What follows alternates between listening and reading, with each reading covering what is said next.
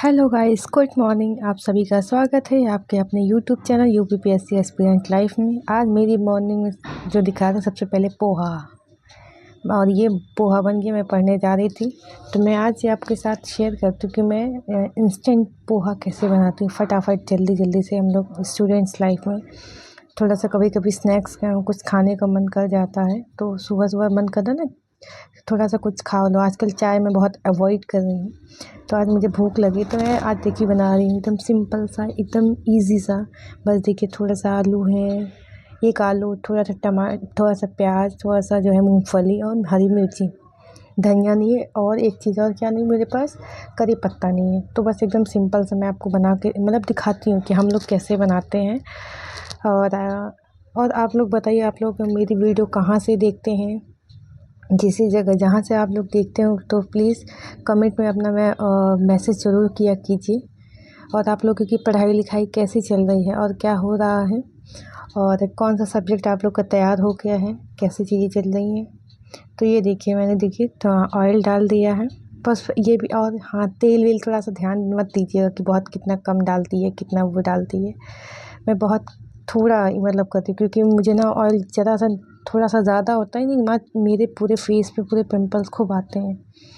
तो ये हो गया, प्याज डल गया, फिर तो मैं मूंगफली उसी में लाल कर लेती हूँ, उसी में आलू भी लाल कर लेती हूँ। मैं बस फटाफट बना के बस हल्दी नमक मिर्ची हल्की हल्की डाल के, और उसी में वही वो जो चाउमीन मसाला जो मैंने दिखाया था आपको, बस वही मैं डालती हूँ पोहा में। थोड़ा सा डाल ली तो टेस्ट अच्छा होता है। ये मेरा देखिए साइड में पोहा बन के तैयार हो गया। बस ऐसे ही, ज़्यादा बहुत टीम टाम की तरह नहीं। तो फिर मैं आज स्टार्ट हो गया। तो मेरा ये हम पढ़ रहे थे आपके साथ, करंट पढ़ रहे थे। तो हमने कहा कि वो घटना सार आई हुई है, आप लोगों ने पढ़ रखा होगा। तो हमने कहे थे ना कि घटना सार आप लोगों ने भी ले रखा होगा, पढ़ रखे होंगे। तो फिर मैं पढ़ते पढ़ते मुझे ख्याल आया कि क्यों ना मैं आपके साथ ये शेयर करूं कि मैं कैसे, जैसे हम लोग घटना सार या फिर कोई भी करंट की बुक्स हो तो कैसे किस तरह से पढ़ते हैं। बहुत लोग होंगे कि एकदम फ्लो में, कहने का मतलब कि पूरा लाइन पे लाइन, लाइन बाय लाइन करते रहते होंगे, हाइलाइट्स लगाते होंगे या फिर रेड पेन कुछ भी। तो मैंने कहा आपके साथ आपको मैं बताती हूँ कि मैं कैसे पढ़ती हूँ। जैसे मैं अगर पढ़ने से पहले, आपको ऐसे ये होता है कि आप पढ़ने से पहले तो आप पहले एक बार तो रिवीजन कर लो, रिवीजन करना। तो रिवीजन में आज मैं पढ़ रही थी अंतर्राष्ट्रीय घटनाओं की अर्धवार्षिकी, ये 50वां जी शिखर सम्मेलन 2024 में पढ़ रही थी। तो जैसे कि सब में हाइलाइटेड नहीं करती, मतलब कि उसमें सबसे पहले तो ये समझना होगा कि कब हुआ। तो ये हुआ सर 13 से 15 जून 2024 में, मतलब इसी साल हुआ। और ये कब कहाँ पे हुआ और मतलब कैसे हुआ, तो आयोजित कहाँ किया गया। तो इटली के अपुलिया के फसानो शहर में बार्गो इग्नाजिया में इसको क्या किया है, इसका आयोजित किया गया था। तो इसमें कितने सदस्य दे, मतलब कितने सदस्य और कितने यूरोपीय संघ, मतलब ये कि आप जब पढ़ें तो हर जगह नहीं, सबसे पहले कि कौन सा सम्मेलन था, किस जगह पे आयोजित किया गया, कितने सदस्य देशों या यूरोपीय संघ ने इसका प्रतिनिधित्व किया, इसमें कौन कौन आयोग अध्यक्ष में शामिल हुए। और फिर इसके बाद जो है इस आउटरीच में भारत के साथ साथ कितने जो हैं कितने और जो संगठनों का आमंत्रित किया गया था। जैसे भारत को इंक्लूड करके, मतलब इंडिया को अपने इंक्लूड करके, तो 12 लोग, मतलब 12 देशों के साथ इसका संगठन में जो है आमंत्रित किया गया था। जैसे उसमें क्या क्या नाम थे, Algeria, Argentina, Brazil, Jordan, Kenya, मोल्टोनिया, ट्यूनीशिया, तुर्की, यूक्रेन, संयुक्त अरब अमीरात, उसमें इंडिया अपना ऐड करके हैं। मैं इसी तरह, जैसे कि सबसे पहले ये होता है कि कब मतलब कौन सा सम्मेलन है, कब हुआ, किस जगह पे आयोजित हुआ, और कितने सदस्य देशों ने भाग लिया, और इसमें जो है कितने लोग हैं। ऐसे ऐसे, ये नहीं कि पूरा एकदम line by line, line by line, line by line आप इसको पढ़ें। एकदम ये कोशिश करें कि एकदम मतलब कि समझ के पढ़ें, मतलब एकदम पूरी तरह से हाइलाइट्स मत करिए, वरना अगर इस तरह से अगर आप नहीं पढ़ोगे तो बहुत कन्फ्यूज़न हो जाएगी। जैसे किसी भी सब इस समय जो है आपको सारी चीज़ें पढ़ना हो, कौन सा शिखर सम्मेलन कहाँ हुआ, और सूचकांक इंडेक्स भी पढ़ना है। तो इंडेक्स भी अगर मान लीजिए फॉर एग्जांपल वैश्विक शांति सूचकांक आप पढ़ रहे हो, तो ये मतलब ये किसके द्वारा ये किया जाता है? जैसे Institute for Economics and Peace कब किया गया? 11 जून 2024 को किया गया। और कितने सदस्य देशों द्वारा मतलब किया गया? इसमें भारत का स्थान कौन सा है? पहले, दूसरे, तीसरे। कम से कम जो रैंकिंग हुआ करे, 1 से कम 4 से 5 रैंकिंग याद होनी चाहिए।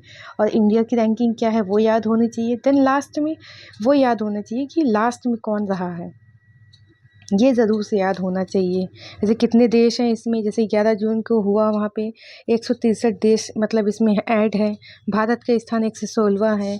और पहले, दूसरे, तीसरे नंबर पे कौन कौन से मतलब सूचकांक में कौन कौन हुए हैं और अंतिम में कौन है, ये बहुत अच्छी तरह से आपको मतलब थोड़ा सा इस तरह से पढ़ना चाहिए। अगर आप लोग कमेंट में बताएंगे कि ये किस तरह से और पढ़ना चाहिए, तो मैं नेक्स्ट टाइम जब वीडियो बनाऊंगी तो रिकॉर्ड करके बोलती रहूँगी और इस तरह से मैं आपको बनाती रहूँगी और बताती रहूँगी, या फिर लाइव में आके किसी दिन मैं आपको समझा दूँगी किस तरह से आप लोग याद किया कीजिए या फिर पढ़ा किया कीजिए। जस्ट यही था, हमने कहा कि एक बार आपके साथ करंट की ये चीज़ें समझा दें। जैसे इंडेक्स हो, कोशिश ये कीजिए कि सारे इंडेक्स को एक जगह पे आप लिख लीजिए। तो फिर मैं पढ़ने के बाद मुझे एक ज़रूरी काम से मुझे बाहर की जाना पड़ा था, तो मैं कहीं जब मैं निकली थी बहुत ज़्यादा धूप थी, इतनी ज़्यादा धूप। हमने कहा चलिए आपके साथ दिखाते हैं कि ऊपर वाले ने तो मौसम बारिश तो कर ही नहीं रहे, बीच बीच में बारिश होती है, थोड़ा सा रुक जाता है, फिर होती है, फिर रुक जाता है। इतनी ज़्यादा धूप है कि मतलब आप कह रहे हैं कि मैं मतलब मुँह जल्दी जल्दी में बांधना, मतलब कि वो लगाना पूरे तरीके दुपट्टे से ढकना मैं भूल गई। ये था कि सर पे पूरा रख के मैंने अपने आप को कवर किया हुआ था, मगर इतनी ज़्यादा धूप थी। हमने कहा देखिए आप लोग भी निकलते, आप लोगों को भी नहीं, स्टूडेंट्स हैं हम लोगों को अपनी ज़रूरत के लिए कहीं ना कहीं निकलना ही पड़ता है और कुछ ना कुछ सामान हमेशा कोई ना कोई चीज़ें लेनी ही पड़ती हैं हम लोगों को। तो फिर ये देखिए, तो फ्रेंड आप लोग बताइए और आप सभी की पढ़ाई कैसी चल रही है, क्या चल रहा है, क्या माहौल है, आप लोग स्टडी में किस सब्जेक्ट्स में कितना आप लोगों ने इम्प्रूव कर लिया है।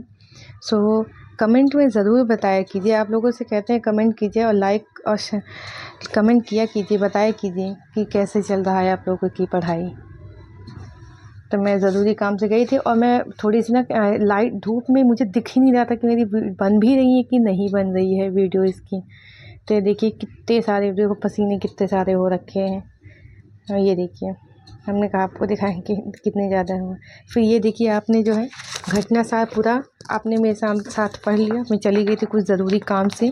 घटना सार के बाद मैं ये पढ़ रही थी क्या, एंशियंट हिस्ट्री का जो है घटना चक्र में वो सोर्स बुक जो थी मैं तो पढ़ रखी थी। अब मैं पढ़ रही हूँ ये क्या नाम है, क्या पूर्वावलोकन, मतलब PYQ सॉल्व कर रही हूँ। अच्छा, मैं आपके साथ ये शेयर करना चाह रही थी, जैसे ऋग्वेद के सारे मंडल हुई या उसके रचयिता हो, तो आप लोगों ने जैसे याद करने का मेरा अपना एक फॉर्मूला है, मैं आपको मैं समझाती हूँ। जैसे ऋग्वेद में तो 10 मंडल होते हैं, आपको मालूम। प्रथम मंडल मधुछंदा आपको याद करना है। द्वितीय, तृतीय, चतुर्थ, पंचम, षष्ठम, सप्तम और अष्टम, मतलब 2 से लेके 8 तक के लिए आपको याद करने के लिए सबसे बेस्ट फॉर्मूला क्या है पता है आपको? सब पहले रचयिता के फर्स्ट जो अक्षर होते हैं उसको आप ले लीजिए। जैसे मेरा 2 से 8 तक में बनेंगे ग्रविवा अभावक। क्या बने? ग्रविवा अभावक। नवम होते हैं सोम देवता, दसम होते हैं विमदा, इंद्र, सची और अग्नि होते हैं। इस तरह से हम सोचे कि आपको हम समझाएं कि इस तरह से हम लोग भी पढ़ते हैं, क्योंकि ऐसे याद करेंगे तो बहुत अच्छे से। ग्रविवा अभावक। सो मिलते हैं फिर आपको नेक्स्ट वीडियो में, नेक्स्ट ब्लॉगिंग में। और कैसी लगी मेरी वीडियो ज़रूर आप लोग कमेंट के ज़रिए ज़रूर बताया कीजिए। और क्या क्या और कैसे पढ़ना है आप अगर पूछना चाहते तो प्लीज़ पूछ सकते हैं।